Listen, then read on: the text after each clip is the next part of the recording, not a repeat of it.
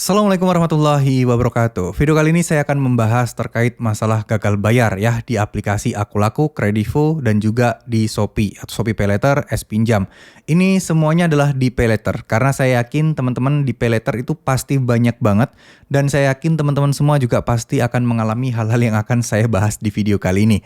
Salah satunya adalah data kita akan diblokir atau di blacklist permanen di semua bank.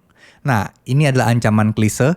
Ini adalah sesuatu yang mungkin buat orang awam itu menakutkan. Karena apa? Karena semua masyarakat itu mayoritas sekarang sudah punya bank. Apalagi buat teman-teman di luar sana yang mungkin masih awam dengan teknologi-teknologi finansial terbaru, itu pasti akan mikir bank itu ya satu-satunya dan kebutuhan mereka yang paling utama gitu. Kalau datanya itu sampai diblokir, gimana tabungannya, gimana nanti caranya dia untuk mengirimi uang anaknya atau mungkin dapat kiriman uang dari keluarganya. Nah itu gimana kalau semuanya diblokir? Ini akan menjadi sebuah masalah yang menakutkan. Terkadang oknum-oknum yang tidak bertanggung jawab dari tim penagihan pinjol-pinjol kayak gini, ini tuh mereka nggak mikirin gitu loh. Mereka nggak mikirin bahwa menakut-nakuti hal seperti ini tuh dampaknya sebenarnya luas, tapi mereka tidak peduli. Yang paling mereka pedulikan adalah yang penting orang bayar, yang penting orang bayar.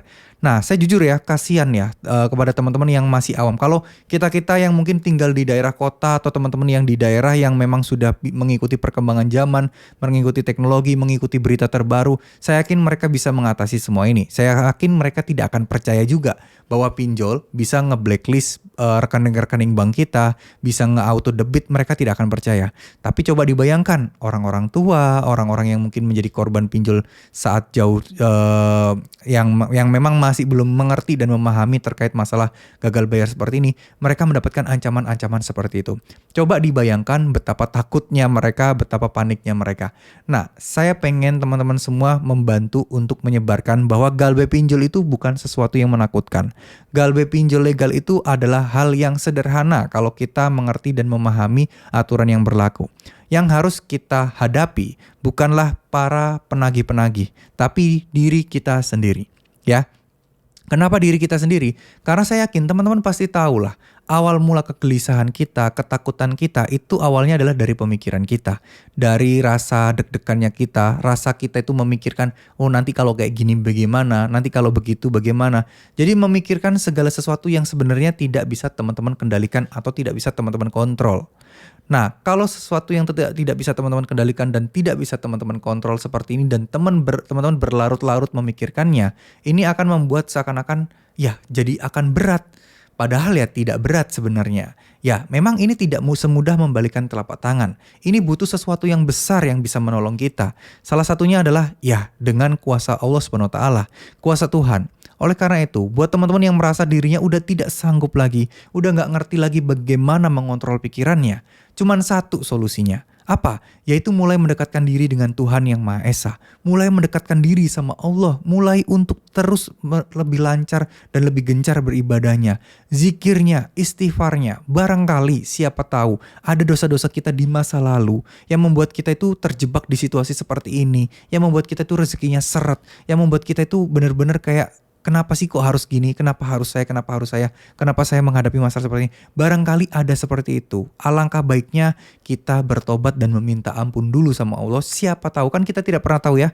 Kita manusia sebagai makhluk yang terbatas banget. Ya mungkin kita nggak sadar kita pernah melakukan dosa apa yang itu berdampak luar biasa dan ternyata bukan dosa yang enteng. Kita tidak pernah tahu teman-teman. Tapi untuk itu nggak ada salahnya kita berusaha untuk yang terbaik lagi. Kita berusaha untuk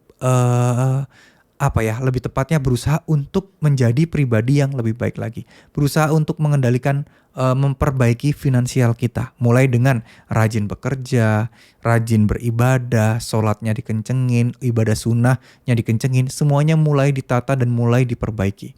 Saya rasa teman-teman semua pasti paham apa yang saya maksud. Ketika semua itu kita balikan kepada Tuhan, kita ikhlaskan dan pasrahkan sama Tuhan yang Maha Kuasa, itu akan membuat diri kita lebih tenang, membuat diri kita lebih yakin, dan membuat diri kita juga lebih ikhlas apa yang terjadi. Dengan begitu, teman-teman akan lebih mudah melangkahnya, lebih plong rasanya, dan teman-teman juga akan bisa lebih mudah untuk memperbaiki masalah finansial teman-teman. Ya, ada pekerjaan barangkali, siapa tahu ada ide-ide untuk usaha usaha apa, ada cara-cara baru untuk dapat uang.